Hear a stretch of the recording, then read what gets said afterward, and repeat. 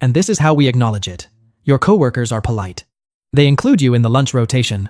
They don't ask personal questions, because personal questions aren't how relationships work here. Relationships here are built through proximity and time, and the slow accumulation of shared silence. You know this now. You didn't know it the first time. You are careful this time. Deliberately, surgically careful. You don't befriend your neighbors. You nod in the hallway and keep walking. The woman across the hall leaves you a small bag of rice crackers during your first week, and you accept them and say thank you, and close your door and eat them alone. They're good. You don't knock on her door to tell her that. You don't knock on anyone's door. You've learned what doors can cost you. 3 months pass, and you realize you've built a life that functions perfectly and feels like absolutely nothing. You wake up, you commute, you work, you come home. You study for the N1 exam because forward motion is the only thing keeping you from looking backward. You eat well, you sleep enough, you exercise at a gym near your station. By every measurable standard, your life in Tokyo is better than it was the first time, and it is emptier than anything you've ever experienced.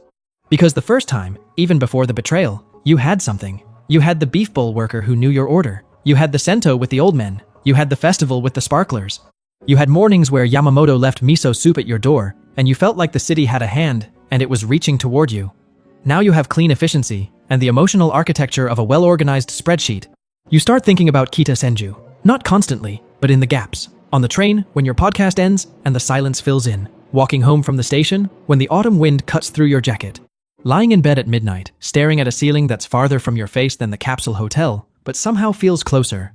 You think about the old neighborhood, the way you think about a scar. You don't want to touch it, but your hand keeps drifting there. On a Saturday in January, you go back. You take the Chiyoda line to Kita Senju Station, and step onto the platform, and the air hits you with 4 years of memory compressed into a single breath. The north exit still smells like yakitori smoke from the izakayas lining the street. The Shotengai shopping arcade still has the same faded banners. The bicycle parking lot next to the station is still overflowing. You walk the route from the station to your old building. Your legs remember it before your brain does. Left at the kombini, right at the park, straight past the laundromat. The building appears and it looks exactly the same, because buildings in Tokyo don't change.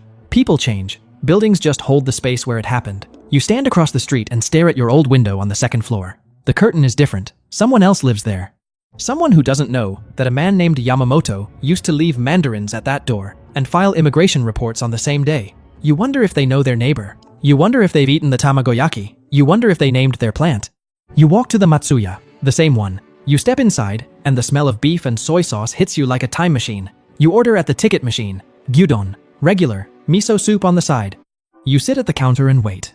The kitchen door opens, and a man brings your tray. He's older, a little thinner, but it's him, the night shift worker. Except it's daytime now. He sets the bowl down and pauses.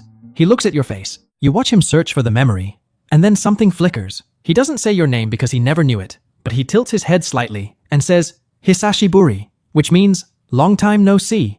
He remembered you. Not your name, not your story, just your presence. The fact that you used to be here, and then you weren't, and now you are again.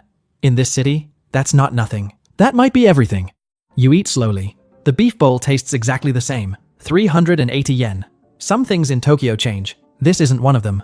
You finish your bowl and you sit there for a moment longer than necessary, because leaving this chair means making a decision about whether you walk to Yamamoto's building or walk back to the station and leave the past in the past, where therapists and mothers and reasonable people say it belongs. You walk to the building. Of course you do. You didn't fly 6,000 miles and wait 2 years and study a language until your brain ached to eat a beef bowl and leave. You walk to the building, and you stand in the entrance hall, and you look at the mailboxes. His was box 7. You look at box 7. The nameplate is different. The name reads Takahashi. Yamamoto's name is gone.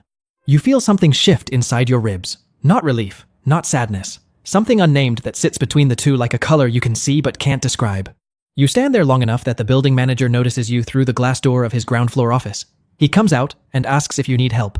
You say you used to live here. You ask about the previous tenant in the unit next to your old one, Yamamoto-san. The manager looks at you for a moment and then tells you, Yamamoto passed away 8 months ago. Liver. His son came from Nagoya and handled the arrangements.